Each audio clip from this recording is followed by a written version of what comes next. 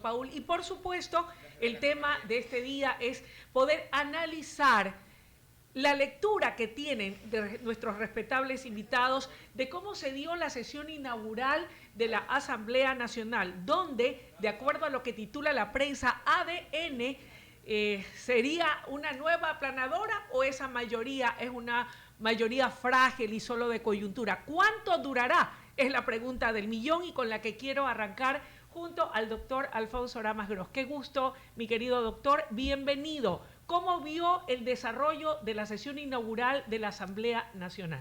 Luisa, ¿cómo está? A ver, yo creo que como usted bien nos señala, es muy difícil establecer realidades definitivas o fijas en nuestra política, ¿no? Y en ese sentido, creo que la estabilidad o el mantenimiento de esa mayoría legislativa va a estar supeditada a una serie de actos, decisiones, acuerdos, componendas, etcétera, ¿no? Ahí, evidentemente, ayer se evidenció lo que ya se había comentado, que era una adhesión de determinados, bueno, del Partido Social Cristiano, de varios miembros de Pachacútec, lo cual pues ya no sorprendía a nadie porque ya se había anticipado el tema, ¿no? Y en esa línea, pues creo que también la mayoría pues, del análisis político de este país se esperaba que, salvo alguna sorpresa realmente, una sorpresa grande, el partido de gobierno iba a conseguir pues, la presidencia de la Asamblea. Me pregunta de forma muy sencilla, no me pareció nada sorprendente, creo que guardó con lo que se había anticipado, un resultado previsible, y esperamos evidentemente en bien del país que en esta ocasión la presidencia de la Asamblea sea finalmente dirigida por alguien que demuestre coherencia, inteligencia y evidentemente conocimiento en el manejo de tan importante función del Estado. Vamos a profundizar luego de eso. Mi querido Henry, ex candidato a la presidencia de la República, ex ministro de Gobierno, también por varios periodos asambleísta.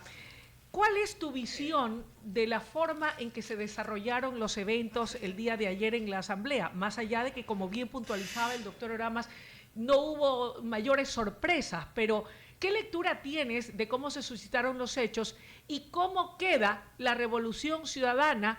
Reto. Buenos días, gracias por la invitación, doctor Oramas, un gusto estar con usted y compartir. Un saludo a todos los oyentes y seguidores. Primero quiero felicitar al nuevo presidente de la Asamblea, Niels Olsen. Representa un cambio generacional y ojalá de forma de hacer política. Esto no solamente ponerse la etiqueta de nuevo o de sustituir jugadores, esto es de cambiar el juego.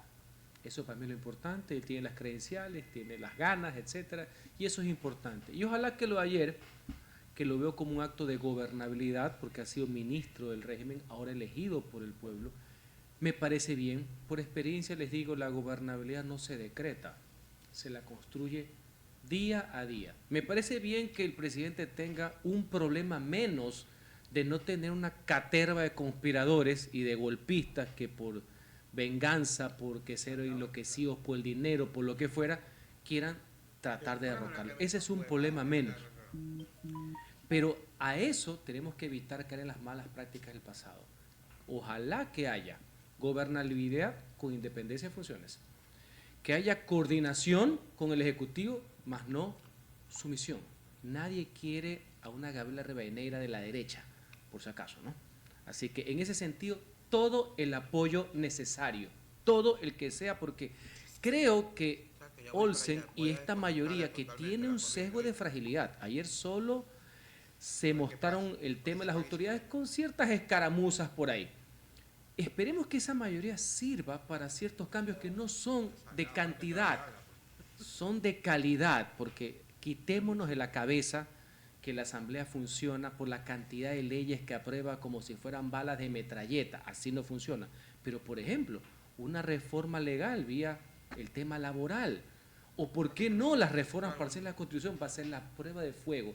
Si esos 80 votos que tuvo el señor Olsen son solamente para el tema de autoridades, ese segmento de Pachacútec que ha tenido malas prácticas el año 2021 es una cuestión sólida, va a servir para temas transparentes, para los cambios que necesita el país. Eso es lo que yo quiero y yo apoyo. A propósito de eso, ya una de las dos partes, porque está tan fraccionado el movimiento indígena, anticiparon, algunos que no estuvieron de acuerdo con esos 6 votos de los 9 que se fueron a apoyar al oficialismo, anticiparon que no tenían una agenda en común, que ellos esperaban que se respeten sus líneas rojas, que no han conversado con ellos, incluso hicieron un llamado a los 6 para que vuelvan a la coherencia y a lo que son sus raíces y los orígenes y el motivo que los llevó abanderados por Pachacuti a la asamblea, doctor.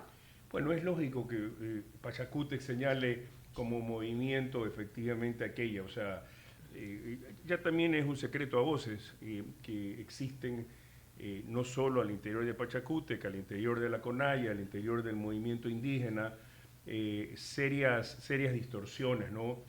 Fricciones, hay diferencias de opiniones que se traducen naturalmente y también inevitablemente pues en este voto de estos 6 miembros de la agrupación, ¿no? Que ahora proclamen, que esperan que vuelvan a sus rediles, que compartan la misma ideología, que no hay todavía ningún tipo de acuerdo programático, también se comprende, ¿no? Pero yo creo que más allá de eso, y ahí en este punto me parece que lo interesante es analizar evidentemente lo que está significando o lo que significó el apoyo pues del presidente de la CONAIE, el señor Issa, y obviamente pues el fracaso estruendoso que sugirió ese apoyo pues en un momento determinado en pro de la candidatura de Luisa González. Creo que aquí hay una serie de derivaciones. Henry conoce muy bien que el movimiento indígena pues no es un tema, no es un conjunto homogéneo de opiniones, hay una serie de cosmovisión inclusive al interior de ese movimiento que ameritarían un estudio más profundo, ¿no? Me parece evidentemente lógico que en este momento ellos traten de señalar, y ya lo han dicho, que estos votos que fueron por Nils Olsen obviamente se alejan de sus ideas y de su programa, etcétera, pero insisto, creo que está también dentro de la lógica de lo que se esperaba previamente, al menos en la conformación de las autoridades de la función legislativa. Henry, si bien es cierto, ayer se conoció que ADN, la presidencia la tiene, una vicepresidencia también la tiene ADN, incluso de los 7 que integran el CAL, 5 le pertenece a ADN. La mayoría de ADN garantiza la gobernabilidad en esta nueva asamblea, como se llama la nueva asamblea. Ahí viene el desafío. Una cosa es la designación de autoridades, lo que se denomina el acceso al poder, y ahora es el ejercicio. Y ahí ese va a ser un tema de día a día. Perfecto, tienen la mayoría, qué bien que así sea. ¿Van a asignarse el mayor peso posible en la dirección de las principales comisiones? Es obvio. Legislativa, la Comisión de Justicia, Fiscalización, Desarrollo Económico, y me parece bien. ¿Van a querer implementar la agenda de gobierno y la agenda legislativa? Adelante, hay que apoyarlos. Pero el hecho de que seas la mayoría no significa que tengas que aplastar al otro, ¿no? Okay. Y ahí viene en no caer en los errores que ya sucedieron y que ayer recibieron con la misma jeringuilla, pues lo que sabemos, ¿no? Para que aprendan a no ser sectarios.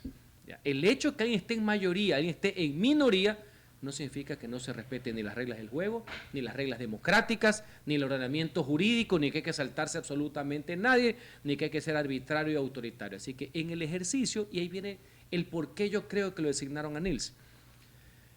Nadie nace sabiendo, porque por ahí veo que han criticado su falta de experiencia parlamentaria. Señores, eso se aprende en el día a día con buenos asesores. Tiene buena voluntad, ya tiene experiencia pública, no es poca cosa ser 4 años ministro de Estado, es de confianza, insisto, es una nueva generación, tiene un espíritu conciliador, no es determinista, no es sentenciador, no es que su palabra es la última.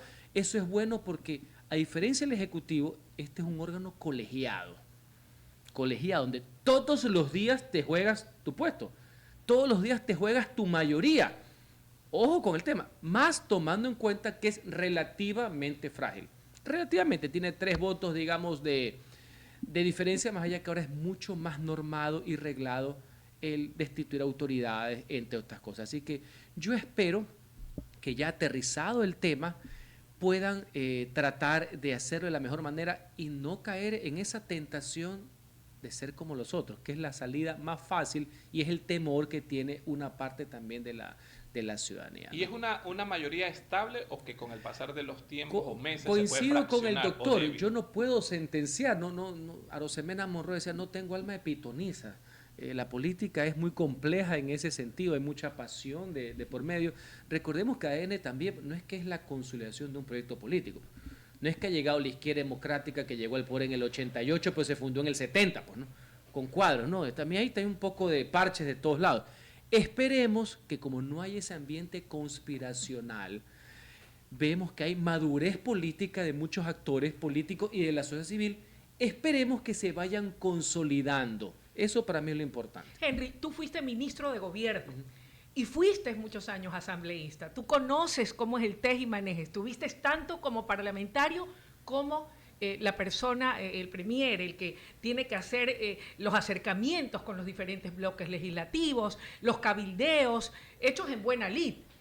¿Qué es lo que deben hacerse para que esa mayoría que hoy va a permitir esa gobernabilidad que tanto aspira no solamente el presidente reelecto, sino todos los ecuatorianos, de manera que se puedan impulsar todos los proyectos de ley o la fiscalización y todo lo que tiene que hacer una asamblea para que se justifique el que el soberano los haya puesto allí? ¿Qué debe de hacerse? ¿Cómo se logra aquello?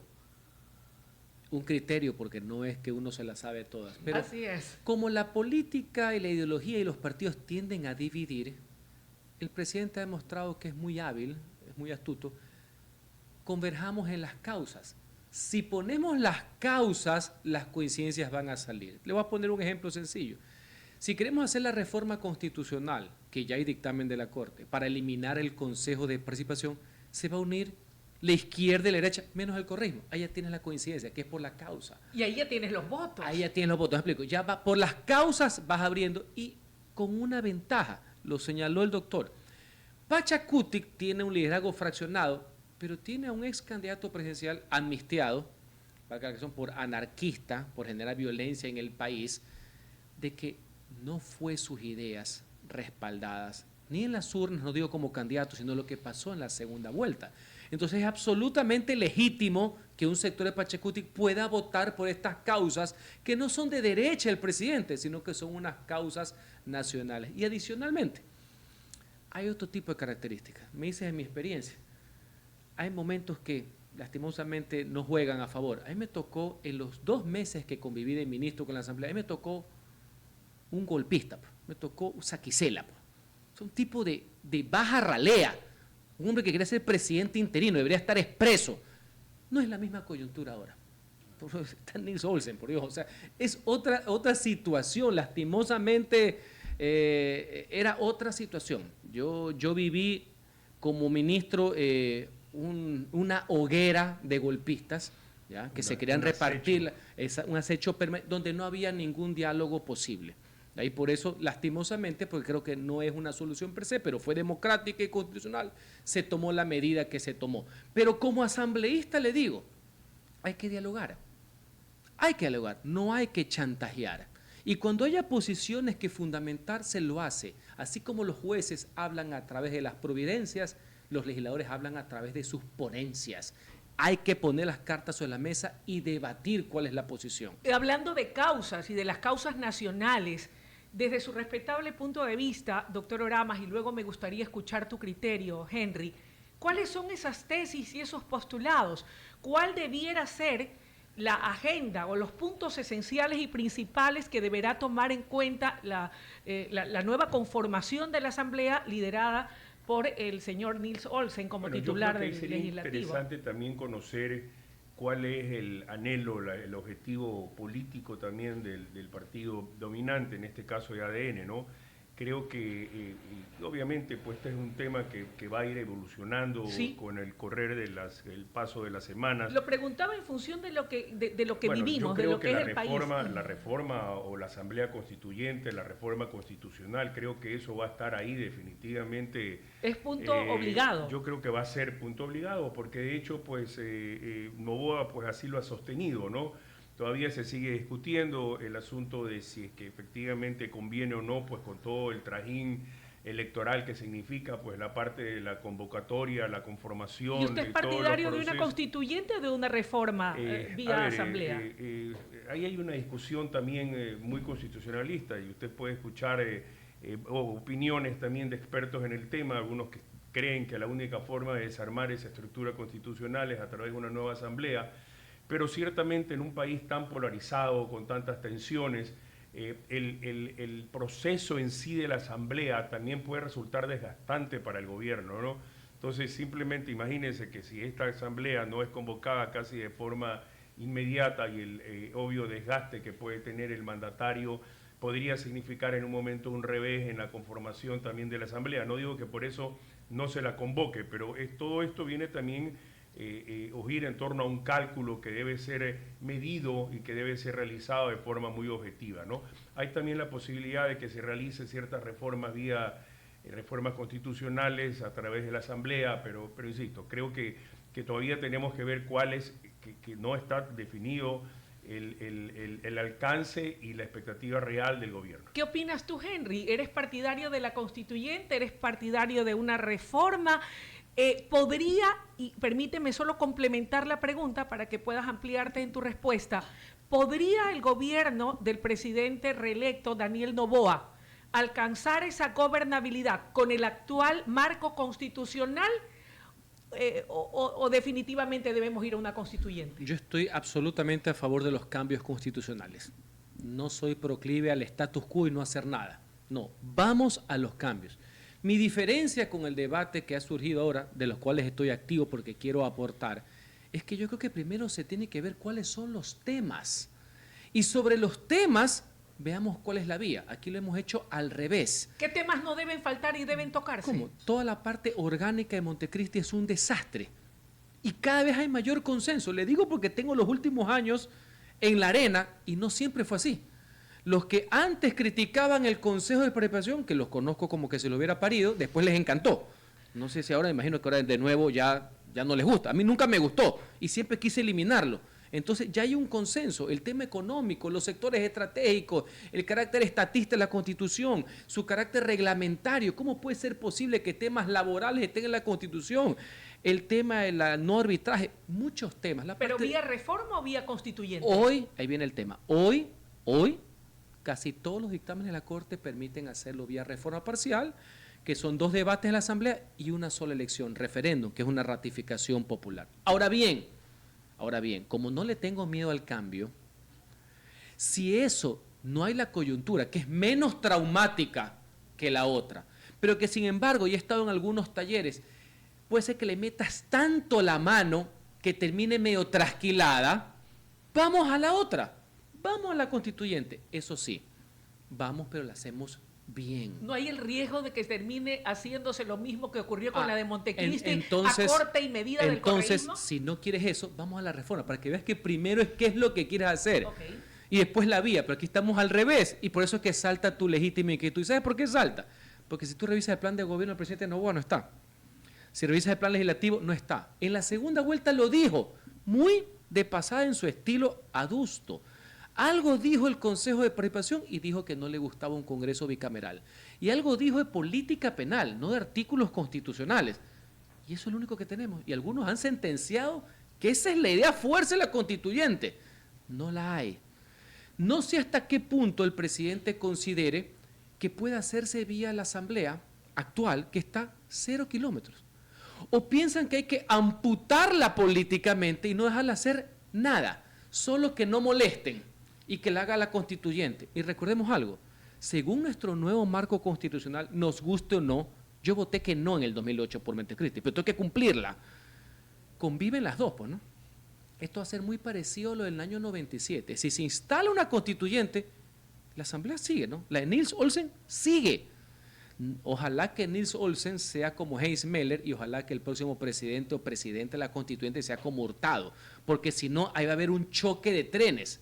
O no sé si a propósito son pero tan calculadores que han dejado esta asamblea light para darle el peso a la constituyente. Pero eso ni el doctor ni yo lo sabemos. Ojo, el doctor hace 30 años exactamente fue mi primer profesor de Derecho Constitucional. Así que más allá de las coyunturas políticas que yo las entiendo, y uno puede hasta cambiar de posición.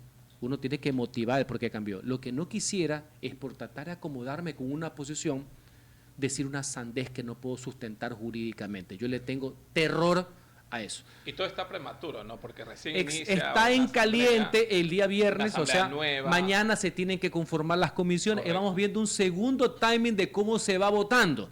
¿Me explico? Hay que irle dando la oportunidad, démosle el beneficio y la duda, que operen bajo un principio de buena fe, no les peguemos en las canillas de entrada. Difícil es, ojo, no es cosa fácil. Yo veo que mucha gente dice el Congreso. Nils Olsen tiene complejas situaciones porque tiene al frente a un bloque 66 enardecidos que tienen un líder caudillo propietario sentenciado que todos los días le dice que el presidente ha hecho fraude y que es un delincuente y que no hay que reconocer el gobierno, y tiene posiciones, imagino, sensatas de reconocer. Entonces, no cree que la tiene fácil. Así, No, hay grupo que- beligerante, El ¿no? correísmo, cuando no ha estado en el poder, no es muy democrático. y no va a estar callado. Ha intentado derrocarlo a Lenin, derrocarlo al presidente Lazo, al presidente Noboa, hasta que le resultó más sabido que ellos y utiliza las mismas reglas arbitrarias que ellos, porque esa es la solución, no más democracia. Veo que es más violencia, por así decir. Entonces, no es fácil lo que tiene Olsen en el día a día, de verse la cara. Y aprovecho para decir algo, por mi experiencia legislativa. Hay un error de diseño que no viene de Montecristi, viene ¿Cuál? arrastrado de Sangolquí, de la Constitución del 98. Los congresos no deben sesionar en el Pleno 11 meses al año. Es el único congreso en el mundo que lo hace. Tener a los diputados 11 meses al año, 3 días a la semana, encerrados en el Pleno para que la gente piense y la prensa piense que están trabajando, es la peor dinamita del mundo. Lo que funciona en todos los congresos del mundo y funcionaba en el Ecuador hasta el año 98 es el plenario y las comisiones legislativas. En las sesiones de las comisiones, ahí tú eres legislador, ahí tú aportas, quitas y vas a las sesiones en determinados periodos. Eso es tenerlos encerrados, como en la escuelita, sentados mientras unos dibujan, otros compran carteras, Otros etcétera, duerman, otros otros duermen, chatean. otros comen Kentucky. Eso es tenerlos ahí, en ese redil, es totalmente impráctico. 11 meses al año con 2 recesos de 15 días. Se lo digo por experiencia. Con este escenario, mi querido doctor Oramas, ¿hacia dónde camina el país y hacia dónde camina la nueva asamblea liderada por el A ver, señor Olsen y Luisa. donde ADN tiene hoy por hoy una mayoría en puestos claves como el CAL? Yo creo que, y evidentemente, ¿no? Dios quiera y Dios guíe, todos esperamos que el país vaya a un escenario más seguro, más templado, más tranquilo. Hemos analizado básicamente la parte constitucional, en algo la parte política. Usted conoce que en este momento la principal preocupación de los ecuatorianos es la paz pública. En ese sentido, ¿qué puede aportarse? O sea, yo creo que todos estamos conscientes de que son momentos muy complicados para el país. Nunca ha habido una arremetida en la historia de este país, una arremetida criminal de esta envergadura. Hay muchas cosas en juego. El poder económico, igual de la economía narco, es desbordante. Entonces, hay retos muy grandes, hay desafíos muy grandes. Debemos estar conscientes, por ejemplo, que el tema de inseguridad o los niveles de inseguridad del año pasado acá se han crecido de forma exponencial.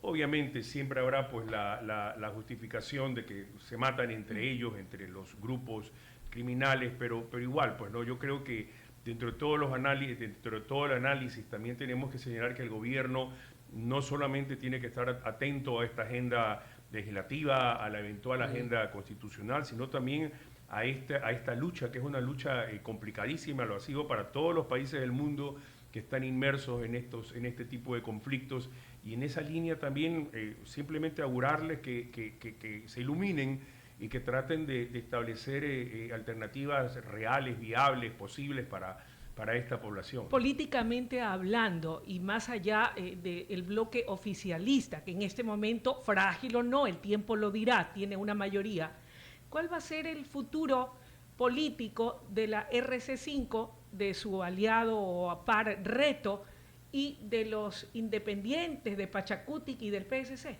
A ver, yo creo que el partido de la Revolución Ciudadana, el movimiento de Correa, tiene 65. Como suele ocurrir, es muy posible que en un momento determinado se vaya dándose alguna salida de sus miembros. Es lo más seguro. No nos sorprendería que ese grupo que aparece homogéneo se debilite de alguna manera, pero no, y ciertamente también es muy difícil establecerlo, como decía Henry, cuando ellos siguen en la gran mayoría de forma muy ciega las indicaciones, las exigencias, las recomendaciones de su líder máximo, ¿no? También sería interesante simplemente citarlo, pues veamos ayer las declaraciones de Marcela Guiñaga, poco contraria ya o tratando de marcar distancias. En fin, hay una serie de consideraciones que posiblemente también señalen el futuro inmediato de la Revolución Ciudadana, ¿no? Sobre todo de cara a que en 2 años tendremos seccionales. Claro, en el caso de Pachacuti, bueno, nuevamente volviendo pues a la elección o a la decisión de estos 6 legisladores, ellos pueden decir también, nosotros estamos con quienes nos votaron, y quienes nos votaron no fue el grupo o el brazo político de Pachacuti ni la CONAIE, sino los electores indígenas que en la segunda vuelta electoral se manifestaron de forma mayoritaria por una tendencia política, ¿no? Y en ese sentido también podrían decir que existe coherencia. Pero nuevamente aquí va a tener y va a pesar mucho la habilidad, en este caso, del gobierno de tender los puentes, de satisfacer expectativas para lograr algo más cohesionado de lo que ahora aparece como esta mayoría transitoria, ¿no? Gracias al doctor, él tiene que retirarse, son las 8:30 y me dijo 8:30 o'clock debo retirarme. Gracias por sus valiosos criterios, siempre tan orientadores y sobre todo tan equilibrados, mi querido doctor. Por eso me encanta conversar con usted. Encantado, gracias Henry. Gracias, doctor. Señores, hasta luego. Hacemos una breve pausa, luego de la pausa seguimos con nuestro invitado Henry Cucalón, que está acá con nosotros compartiendo sus ideas, hablando sobre la nueva asamblea y lo que se espera para este próximo periodo legislativo. Ya volvemos, somos WQ Noticias.